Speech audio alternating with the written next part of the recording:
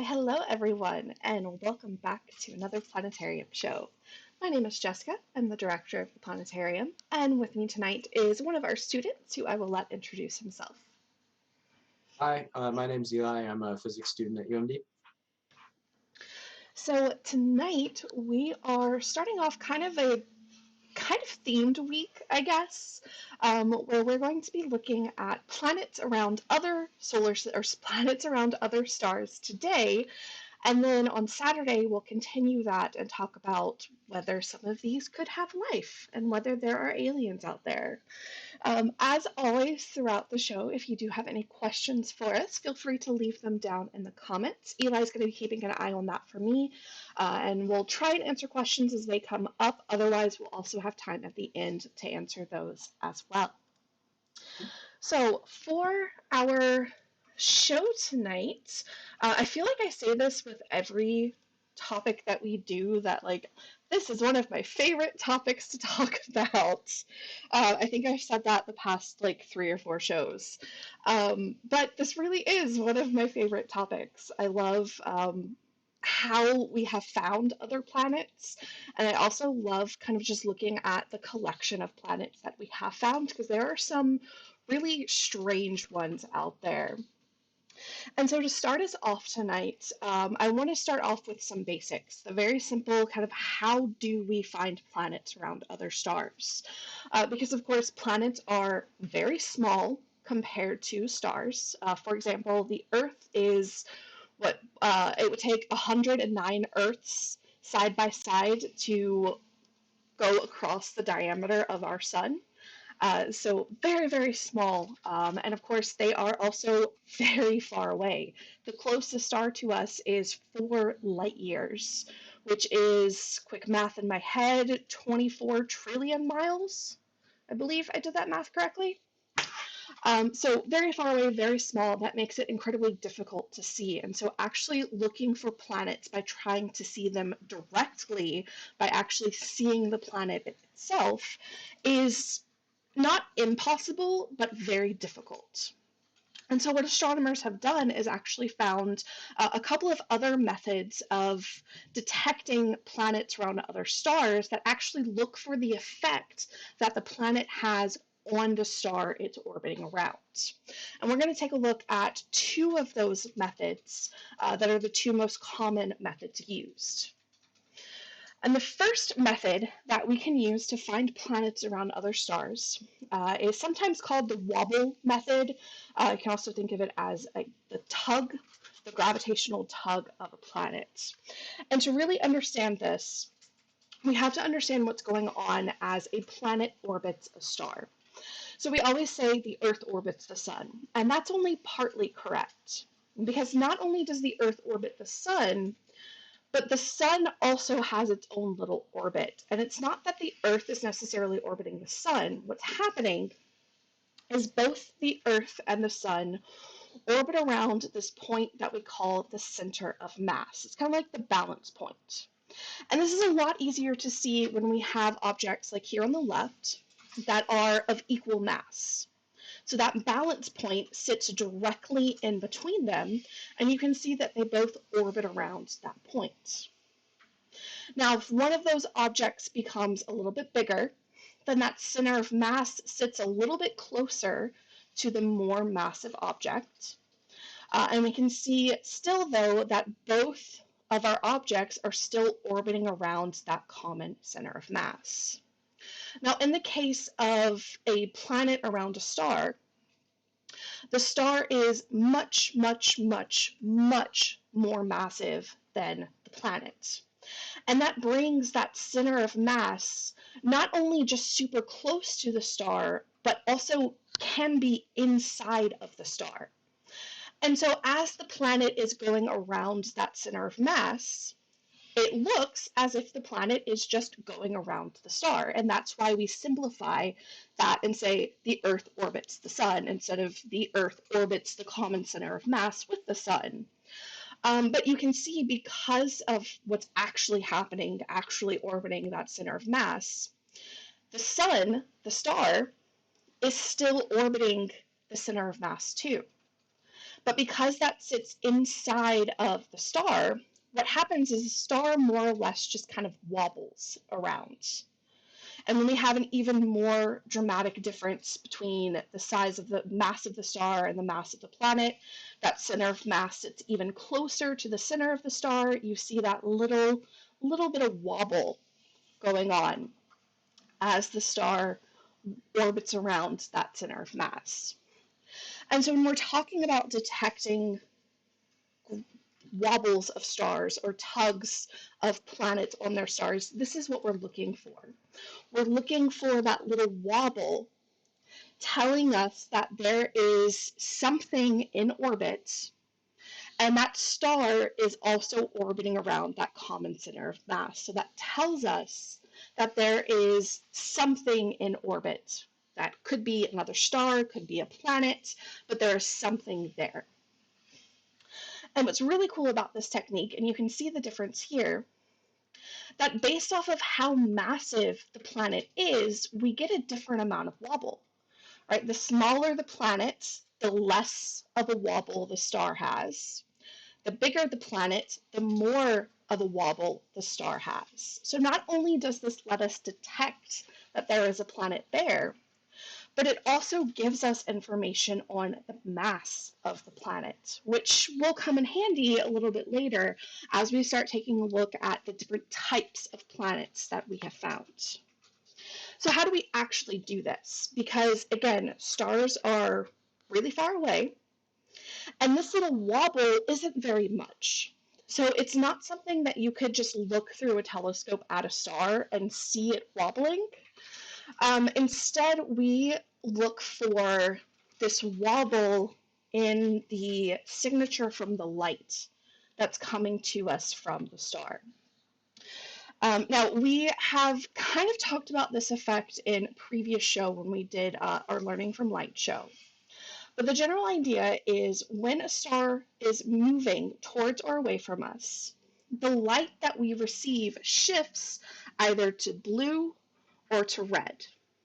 I'm not going to get into too much detail about this because, again, we did a whole show talking about this sort of thing, and that's not the main focus for tonight. But the idea is as a star moves towards us, that light shifts to blue, and as a star moves away from us, which I guess would be this for you guys, it shifts to red.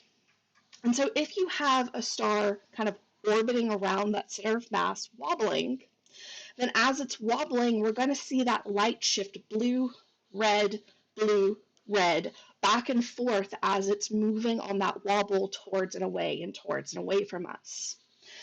And so that's ultimately what we're looking for. We're looking for this back and forth shift in the light to tell us that the star is wobbling.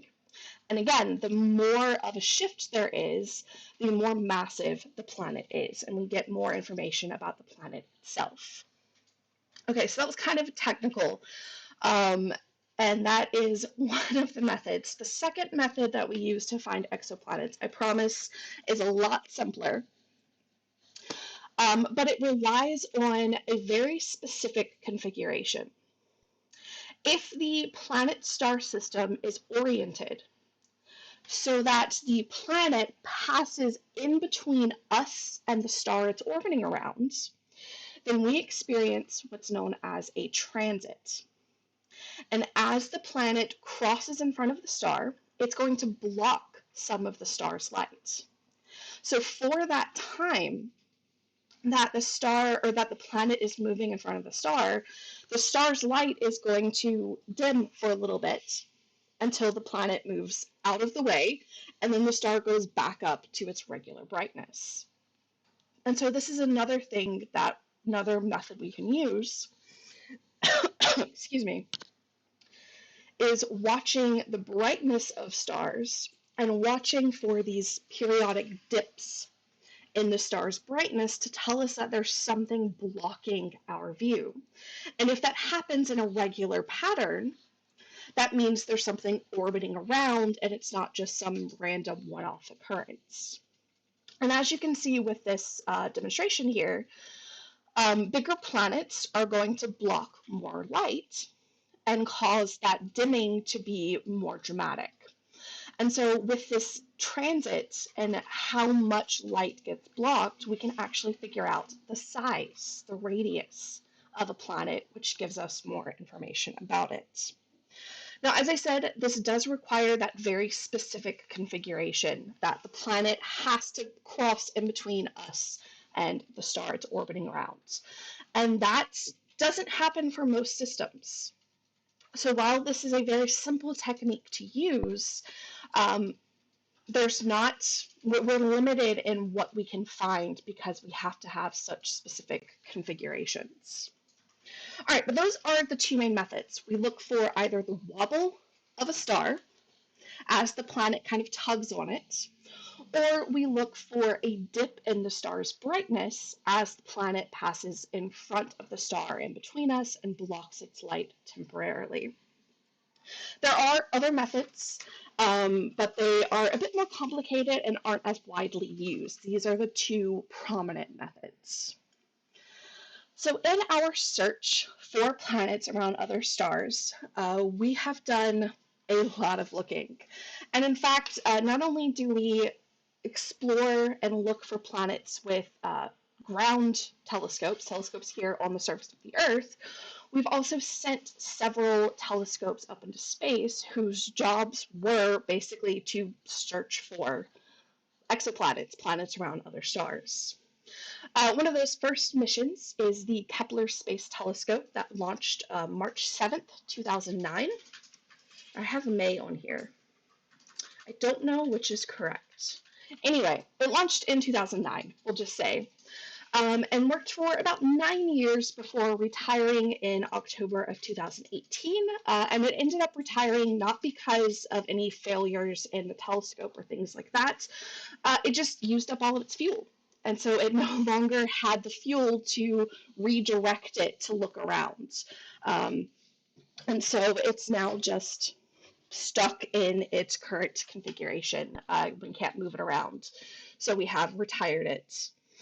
The Kepler Space Telescope had an immense job of monitoring the brightness of 150,000 stars every 30 minutes.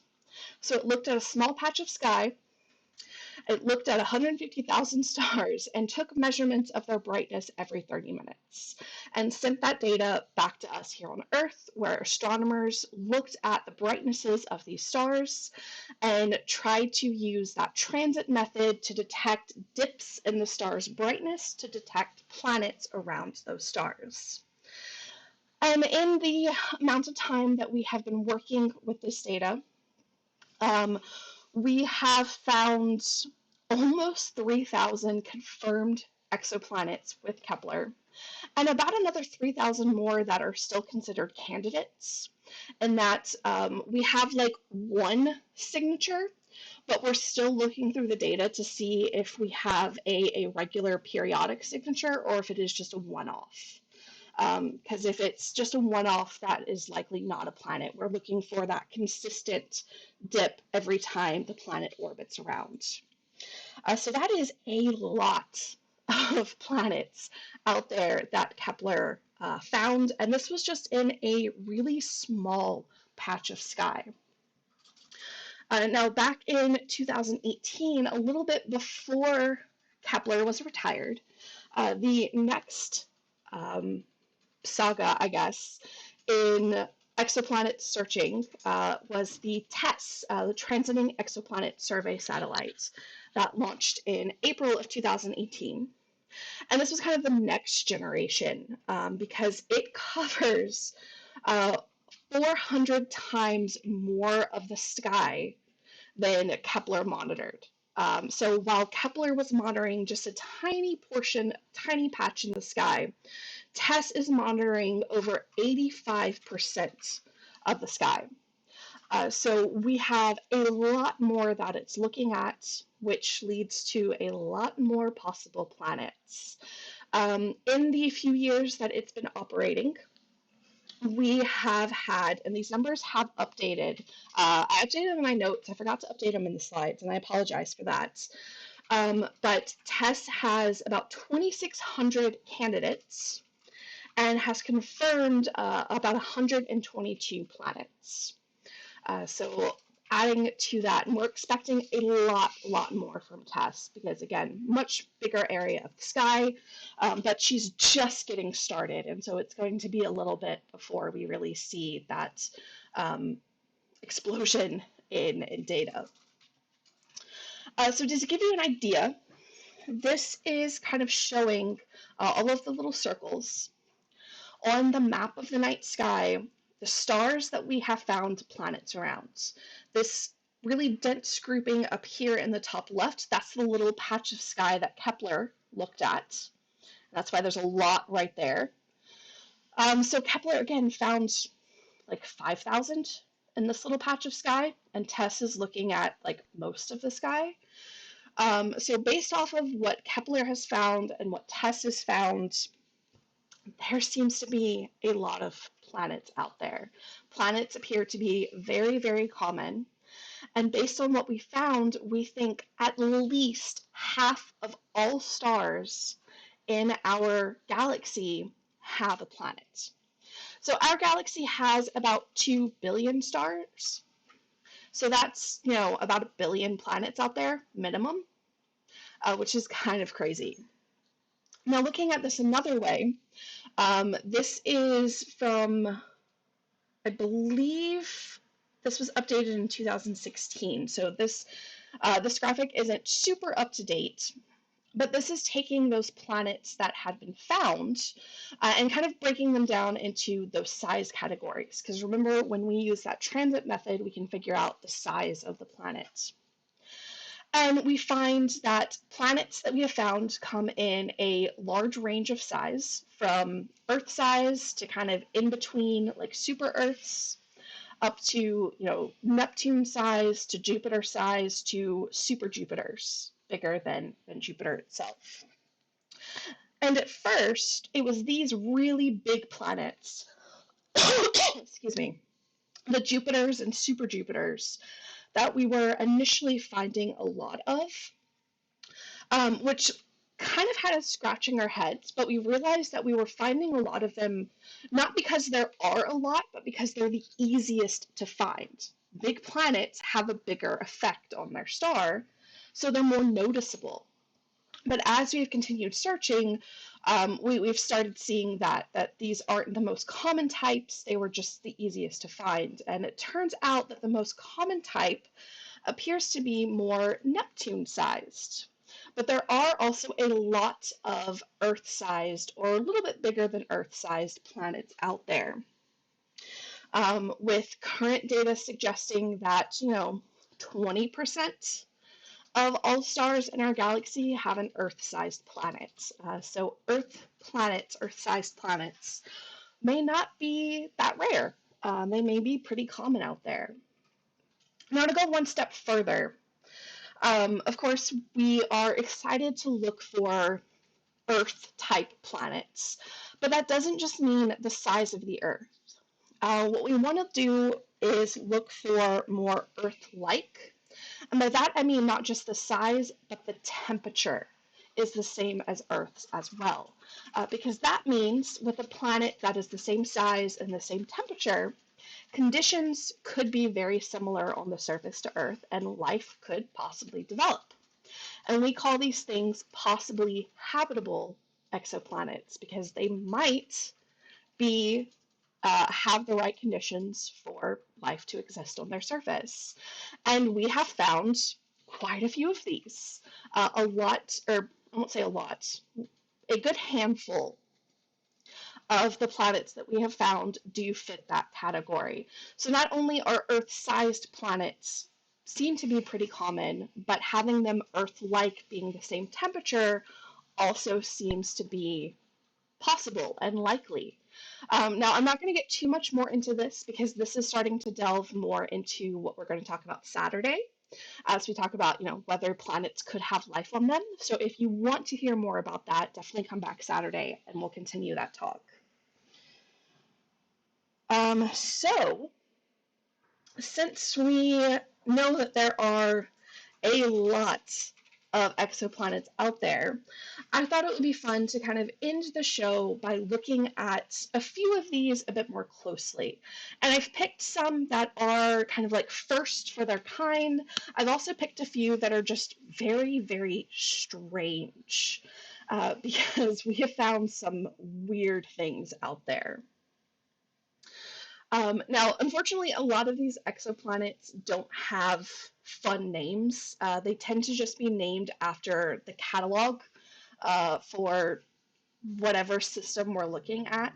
So all of the Kepler exoplanets are named Kepler, and then a number based off of which star it is, and then a letter of the alphabet for which planet it is in that system. And so the first one we're going to look at is Kepler 186f, which we're excited about because this was kind of the closest to Earth-like that we have found. Kepler 186f is very, very nearly the same size as planet Earth, as you can see here. And it orbits just the right distance from its star to have nearly the same surface temperature as the Earth, or at least so we suspect. There's still we can't know for certain until we have more information on like atmospheres and things like that, and that's a little bit more difficult. But just based off of the distance to its star, it appears to be the closest to Earth temperature, which makes it a really great candidate for a possible Earth-like planet. Now, before you get too excited about maybe making this your next home, Kepler 186f is pretty far away. It is 582 light years away. And so far, we don't have a good way of traveling that big of a distance. So maybe don't pack your bags up just yet, but this is a cool one to keep your eye on. Another really interesting find was actually a planet around the star Proxima Centauri. So if you don't know, Proxima Centauri is actually the closest star to us at about 4.2 light years away. And it turns out Proxima Centauri has a planet named Proxima Centauri b. That planet is about 1.5 times the mass of the Earth and a little bit bigger in size, so very similar to Earth size. It also orbits at the right distance to possibly be Earth-like in temperature as well. So if you are looking for candidates for future Earths, this would be the closest one, and therefore maybe the most likely that we could get to. 4 light years is still quite a distance. With the fastest spacecraft that we have sent out, which I think is the Parker Solar Probe, it would still take, and Eli, correct me if I'm wrong, but I think it would still take 100,000 years to get. I do know that the Parker Space Probe is the fastest. I can do that math for you really quick if you like. Sure. All right, give me a second. But like. We're not getting there anytime soon. No, yeah, that's the thing to take out of this. This is not something that we can get to in our lifetimes. If we were to try and move here, this would be like generations and generations of humans living on a spacecraft before they make it there. So while it's the closest, it's still not really feasible yet until we develop faster ways of space travel. All right, I gotta go grab my calculator. There's a lot of zeros going on right here. Okay, don't worry about it. Oh, I got it right here. Now I'm determined. Okay. Another really cool find we've had is Kepler 16b, which is a Saturn-sized planet. But what's really exciting about this one is it's the first planet that we have found that orbits around a binary star system. So we know that binary star systems are actually incredibly common. Most stars in our galaxy are a part of a binary or multi-star system. Most stars are not alone. And so there's always been the question of, can planets only exist around single stars, or is it possible for a multi-star system to have a planet? And it turns out it totally is. And Kepler 16b was our first proof of that, with the being the first planet we found around a binary star system, which is really awesome. Okay, so I did the math, Okay. and assuming I did it right, it would take 6,599 years to Yeah. get to Proxima Centauri using the Parker space probe. Yeah. It's quite a trip. Yep. That's what, All right. 82 generations. Yeah. It would be a commitment for sure. But you know, if there's nothing left of the Earth, we may not have a choice. But that's a whole other conversation. Next up on our list of exoplanets to look at is Kepler 10b. This was the first ever confirmed terrestrial planet. That means Earth, or not Earth, rocky planets. Before this, all of the planets that had been found were Jupiter-like. And so this was the first confirmed terrestrial planet, rocky planet. It is what's considered more of a super Earth. So about 1.5 times the size and about 4 times the mass. But this is in no way Earth-like because it is very, very close to its star. It orbits way closer than Mercury orbits our sun, so it's about 1/20th the distance between Earth and Mercury, or sorry, Mercury and the sun. And so that makes temperatures on this planet very extreme. Daytime temperatures getting up to almost 3,000 degrees Fahrenheit, and nighttime temperatures plummeting down to negative 370 degrees Fahrenheit.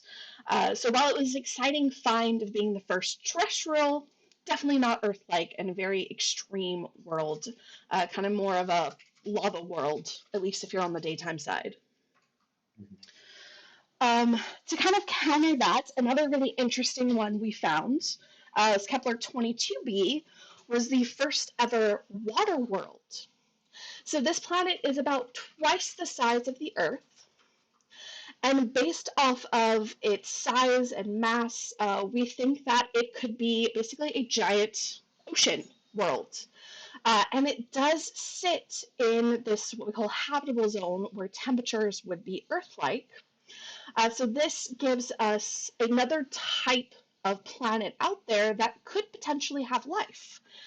There are these giant water worlds out there that exist, which is a very different type of planet than we have in our own solar system, and a kind of fun one to think about. Now into some kind of crazy extreme ones.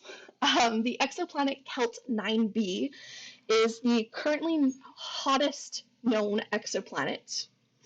It is a super Jupiter, so about 3 times the mass of Jupiter, about 2 times the size. But it orbits its star in less than a day and a half. So it is super, super close.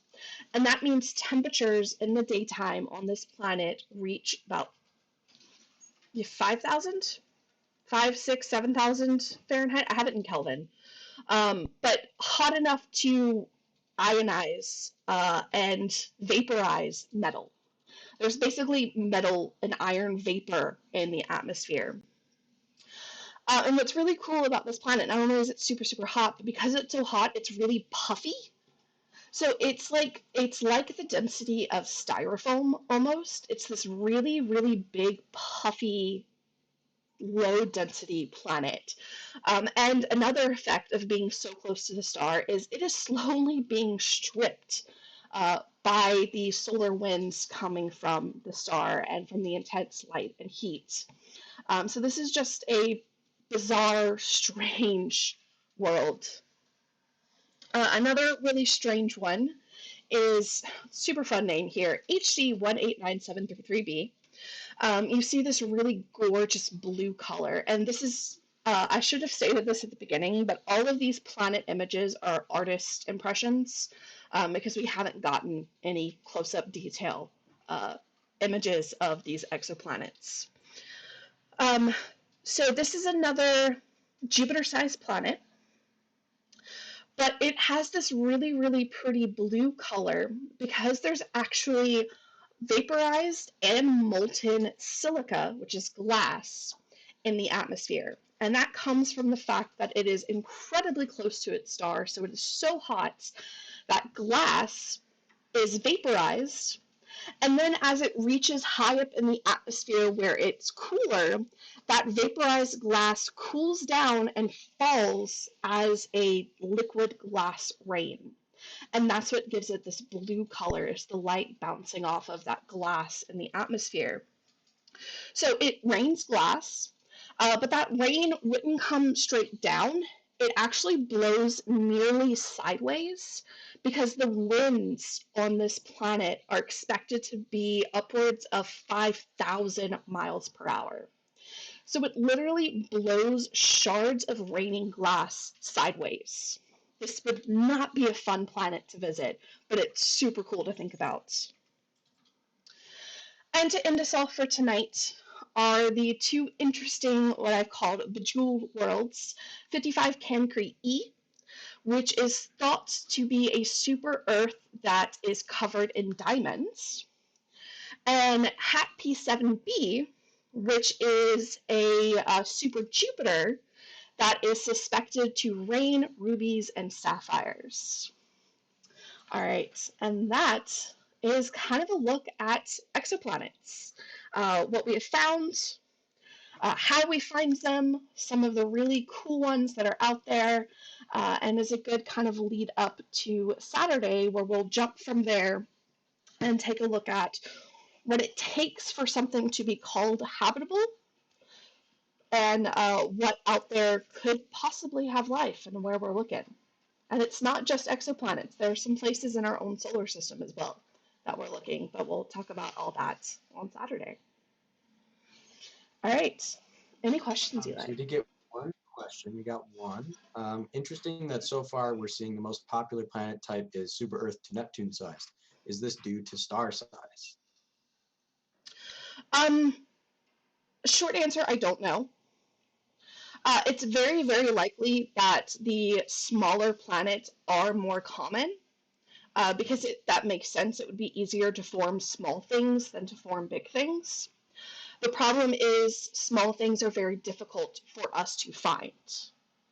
So I think what we're seeing is a slight bias in just ease of finding that type and that size. So I think the consensus is that statistically, Earth-sized and even Mercury-sized would be the most common type of planet out there. It's just they're the hardest to find, so we haven't found that many of them yet. Yeah, but good question. Nothing else. All right. Well, if anyone does have any other questions, now is a great time to leave them down in the comments. And I can give you a little heads up about what's coming up over the next week. As I already said, on Saturday, we will be taking a look at aliens and the possibility of there being alien life out there. Next week on Wednesday, we're going to do another edition of Ask an Astronomer, and we're really excited for this one because just a few days before it is supposed to be Ingenuity's first flight on Mars, and so we'll be updating you guys and kind of talking about that next Wednesday. And then next Saturday, we will go on a tour of the universe, where we'll see as much of the universe as we can in 30 minutes. One last thing is, whoops, that is not the one that I meant to turn on. That one is what I meant to turn on. We do have our information for the upcoming Astronomy Day up on our website and Facebook page now. So Astronomy Day is going to be May 22nd. From 2 to 4, we're going to be set up outside the planetarium, where we'll have lots of fun demonstrations that you can watch and explore. We're going to be giving out activity kits, little mini activity kits that will let you kind of be an astronomer at home, and lots of other fun things as well. So check out our website for more information. We'll also be posting kind of sneak peeks and stuff as we get closer to the event, but we're super excited for the weather to be turning back nice, I say, as it's probably raining again. But hopefully by May, we'll have some really nice weather and be able to get out and do some stuff with you guys. And We're looking a that's, little that's what? inside right now. It's looking a little tornado valley No, don't inside say right that. now. You know, the Don't say sky that. turns color. Oh, No. sorry. Don't like tornadoes. We Very don't get scared of them off. them.